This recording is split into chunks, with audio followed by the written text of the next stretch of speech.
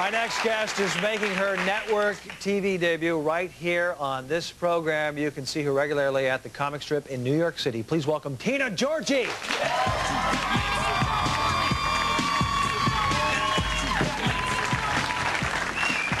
Well, hi, I'm in a really good mood. I'm happy because I'm away from my roommate. Yeah, I have an awful roommate. She starts every sentence with the word we. Have you ever lived with anybody like this? She's like, we need to wipe our feet when we come out of the house.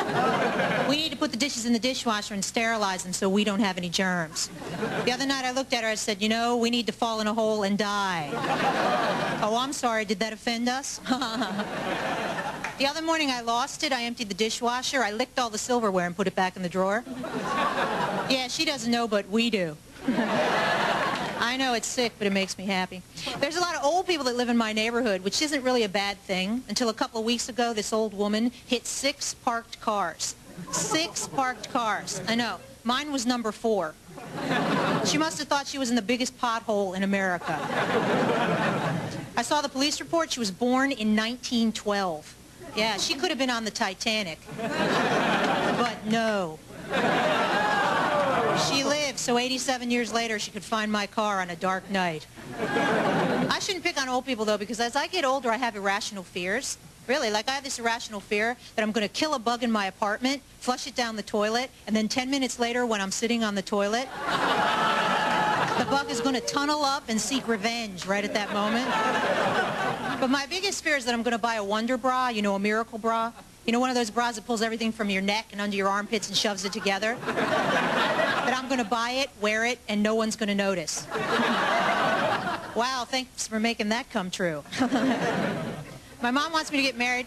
Thank you. My mom wants me to get married and have kids, which is okay, except one of my friends went to a sperm bank to have a baby. I know, isn't that the lowest moment in a woman's life? Come on, when you no longer think sperm is free. It's a really bad day, right? Sperm is free. You just go to a bar and sit on a bar stool. And a sperm container will run right up to you. I know.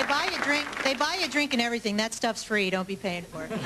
You know what my friend said? When you go to a sperm bank, you pick a man like you're accessorizing an outfit. Isn't that nasty? They give a description of the guy, and that's how you pick the sperm. I know, this is the one my friend picked. 6'4", Scandinavian, blue eyes, blonde hair. Under the job part it said entrepreneur. That guy whacked off for 25 bucks. I was like, entrepreneur my ass. Don't be picking ass. Yeah. But I always think before you get married, you ought to at least have a successful date. Anybody ever been on a date that was so bad you came home, you're like, damn, that should have been a tax deduction. Been on a few myself. My friends told me to go skiing, that's the way to meet a man. You know, it's romantic and everything. They forgot 2 things. Number 1, I can't ski. And number 2, that if you have a good body and you wear ski clothes, you look great. But if you don't, you look like the Michelin tire man. I know, I'm on the bunny slope bumping off little children with my hips. I'm like, sorry, Billy. Ski instructors are so mean. They ski behind you and yell directions, like that's going to save you before you die and go over the cliff. This one woman is skiing behind me, screaming at the top of her lungs. She's like, elephant! Look out, elephant! I'm like, oh, she's calling me elephant? Little kids gathered, people pointed, and then bam, I hit into this wooden elephant. I know, not a real proud moment in my life. I'm lying on the ground picking out splinters. She skis up with attitude. You know, she's like, shh, and the snow goes over my head. She's like, what are you, a moron? I'm yelling elephant. I shouldn't have enough guts to look at her and go, I thought you were referring to me. You must try the bunny rope pull. Have you tried that? It's a rope. It has huge knots. You put it between your legs. It pulls you up the hill. There was one woman there. She didn't ski. She just rode it up the hill. Ran down, rode it up the hill. I don't know what she was doing, but she had a really big grin on her face. You've been very nice. My name is Tina. Thank you very much. Thank you.